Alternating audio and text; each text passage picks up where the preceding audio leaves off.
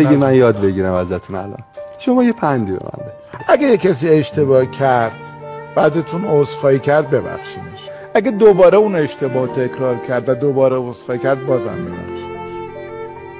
اگه 3 باره اشتباه شد. اگه 3 باره اشتباه کرد و بازم عذرخواهی کرد بازم ببخشینش. و اگه 4 باره اشتباه کرد و بازم، چون وقتی آدم اشتباه میکنه چه کار دیگه جز عذرخواهی میتونه بکنه. و اگر ما نبخشیمش دیگه تمومه. آفرین. عجب چیزی به من یاد دادین. عجب چیز مهمی به من یاد دادین. هم میگم بخشیدن لطفی است به خود نه به دیگران. با شعار این که اگر او لایق بخشیدن نیست من مستحق رها شدن هستم، میتونیم آدم ها رو ببخشیم. نکته اینه که ما فکر میکنیم بخشیدن لطف کردن به دیگرانه. خیر، بخشیدن لطف کردن به خودمونه.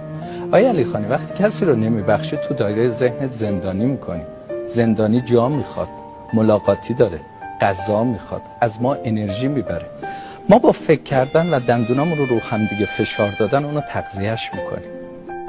مردم خسته نشدید؟ نمیخواید بارا رو بذارید زمین؟